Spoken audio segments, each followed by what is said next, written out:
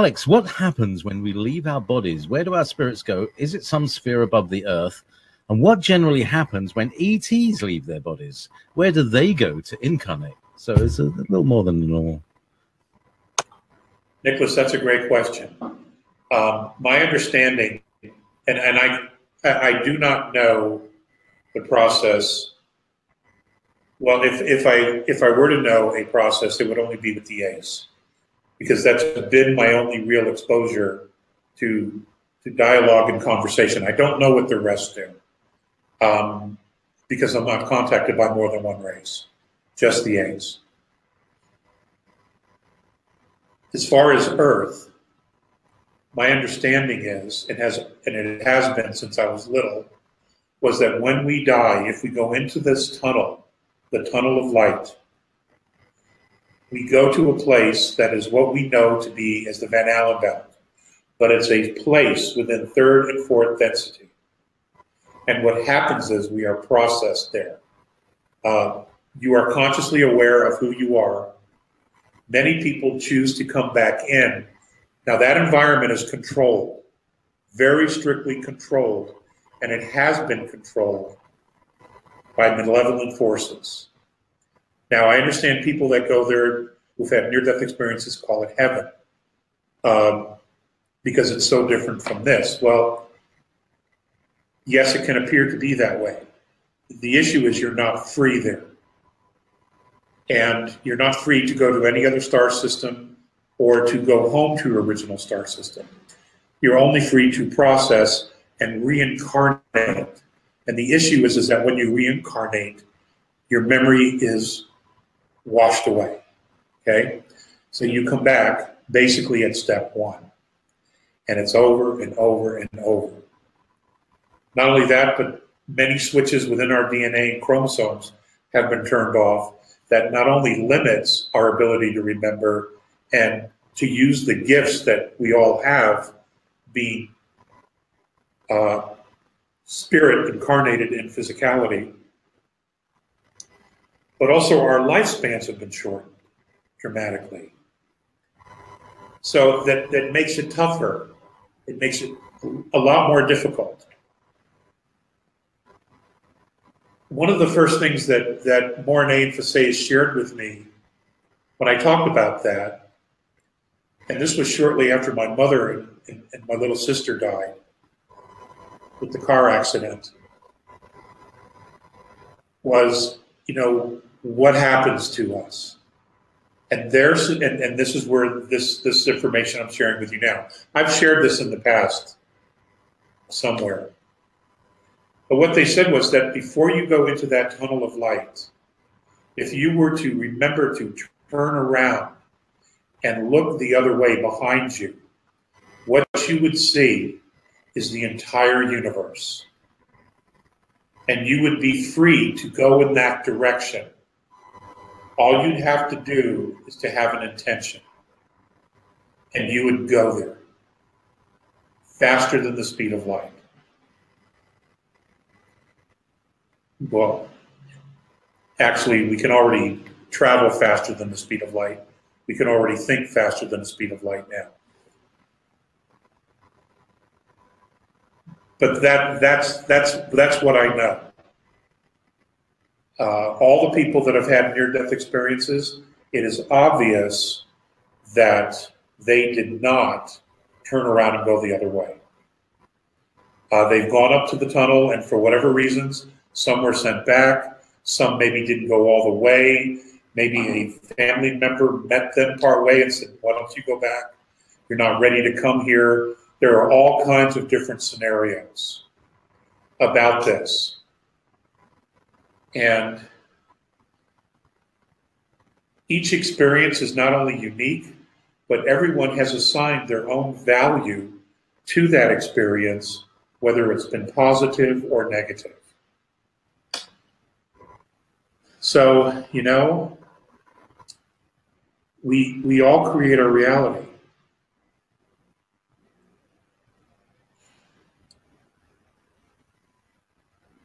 And that's what I know. I'm fully aware that my knowledge of this is incomplete. But that's what I know. I know that if I can remember, and I remind myself of this, having had experiences where I've had to think about death, that I'm going to turn around and, I'm going to go somewhere else. And I'm going to open up a coffee shop bookstore. That's what I'm going to do. Coffee shop bookstore. Listen, I wanted to read something about fear, and I had marked this out, and this is from Mornay, and this was in 1991. And a collection of lectures was put together called Defending Sacred Ground, the Andromeda Compendium. And it was edited originally by Vladimir Valerian of the Leading Edge Research pages. And there's a huge story behind that, but we're just not going to go into that because that's ancient history. But I do want to share with you something that they talked about because it's so relevant today. And this was back in 91. In your time and space, the expression of fear will be a challenge to all of you. For any of you to be in fear, you lack a clear understanding of most situations and evolvement. We observe that your world is at a most confused point in your history. We understand your remarkable drive and commitment to being alive. We, however, are not understanding of your need to create tools of death, expecting that they will all keep all in a space of understanding and peace. We have observed that you build, create, and plan in a space of fear, not in a consciousness of love. And ladies and gentlemen, that's probably a very large reason why we see everything falling apart at this point, because it was never built the right way. But of course, we didn't know any better, okay? We didn't know we were being so controlled and manipulated because it was all being very secretive and being done behind the scenes. And those that we elected or trusted to watch our back sold us out. So it's understandable that we find ourselves in this position. But if we had structures and societies and communities and social structures built completely out of a consciousness of love, they probably would not be falling apart. They would be what we'd be leaning on. So we have to build those things now. Not to be redundant, so let me continue. Not in a consciousness of love. So your defense position of institutions that create and employ are always then in a state of unraveling and disintegration. Now that's true because they constantly have to change, and most of the time they get bigger to fix issues they have. The disintegration is they keep taking things from the environment and from the people to build these things, to create these things, these structures to keep us safe, which in fact enslave all of us, including those who work for this type of a system. They enslave themselves by participating in this type of structure. We share this with you because they drain you and your earth of energy, both spiritually and materially. Fear always has to feed. Fear does not create itself. It has to feed. And the fear we observe is difficult to understand. It depletes you of your focus on the original intent. Fear is and always is a very secretive energy. Fear withholds love. This is most saddening to see and to feel. How can you share understanding and love when so many of you are withholding from self and each other? Excuse me, it's really dry here. Please feel the words we as a race are trying to express to your race. One of your original intentions in creating your physical reality is the idea of creating and learning to manipulate and express yourselves through physicality using your consciousness. Goodness, I apologize. It is your consciousness that the isnness has given you, and in fact, all things that bear spirit. It is the gift. It is this gift that has been clouded, and most importantly, clouded by fear. This creation is completely irrational to whom all of you are.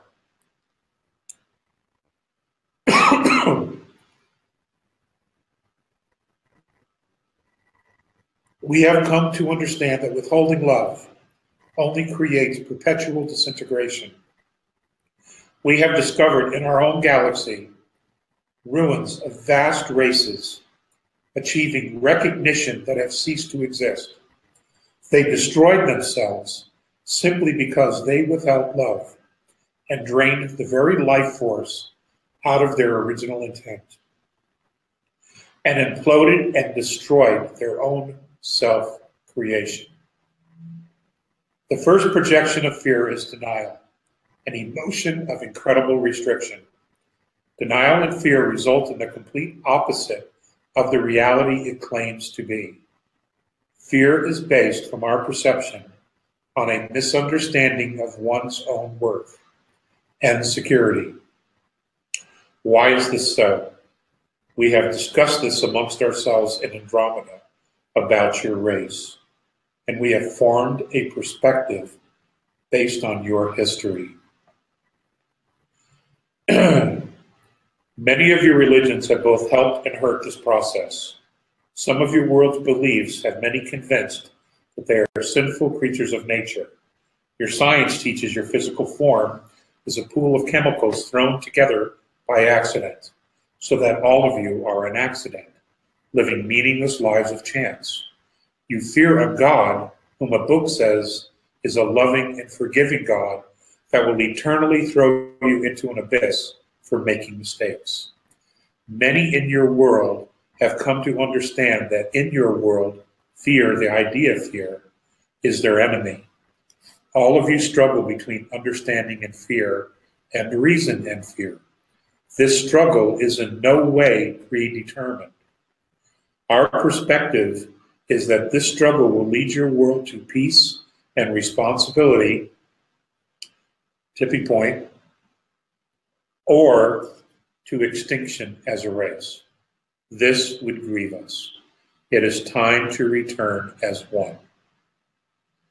So, that is still relevant as it was back in 1991. Of course, we're a lot smarter and wiser now than when I first uttered those words from then. Because, now we all have a much clearer picture of what is going on, what's been going on. And, based on the knowledge base that we have, as things begin to unfold, and they are continuing to do that, we, of course, know how to put things into perspective and to where they are. And this is good. This is educational, because as we move forward, you'll be able to help your families, your friends, your loved ones, as the old world begins to crumble and crash, and we begin to build the infrastructure of a new world. It's the crash part that's going to panic a lot of people, because this is the only system they know. It wasn't like discovering the new world, or the creation of a monetary system, or the Industrial Revolution. We've been living in this system for quite some time. We don't know anything else. But as it does in fact collapse, and it is going to collapse, let me be very clear about that. It has to go away, because it's built on slavery. That's its goal, that's its intention, It's been built on slavery. And that is no longer our vibration, folks. And you should never settle for that, ever, for anyone. So we have to let it collapse. And as it does, the new infrastructure is being built on top of it. In fact, the new infrastructure has already begun. It's being built. And I make reference to cryptocurrencies. Cryptos have been around for a while. It's just that it's been used in black projects. And now it's filtering down into our world. Okay? And again, that's the 100th monkey syndrome. Okay, we have the space fleet. Those guys are out there, those guys and gals are out there flying, they're integrating and meeting other races. They are still part of us, of our consciousness. And that knowledge that they have and their experiences are in fact part of us. Okay, that's the 100th monkey syndrome. They can't literally leave us behind. It's not possible. Even if they physically left, consciously we would still be connected to them unless we in fact cease to exist. But that's not going to happen, folks. The world is not going to end. It's going to change. And we have to embrace the change because the old way isn't real. It served the few and enslaved the many. We can't do this, okay? And they have clearly shown that they're not willing to change, that they're not going to take off their mask. They're just not going to do it. They have been given every opportunity to make a better decision, a different decision. And their response has been to harm humanity because they're pissed off that they're losing their power. So that's how this game's going to play out, okay? And it's going to play out.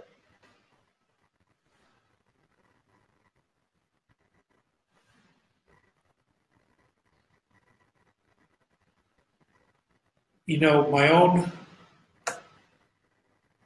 own journey,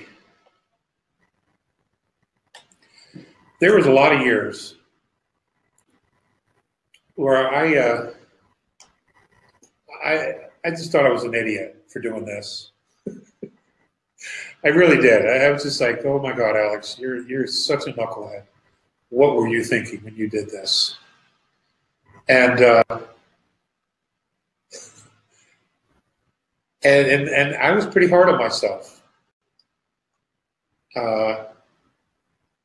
because no matter where I was catching shit.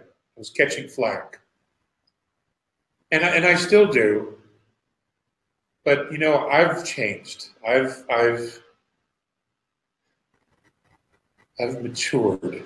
I've gotten some things. Okay, more than one light bulb has gone off. Or as a woman would say, oh, he's finally got it.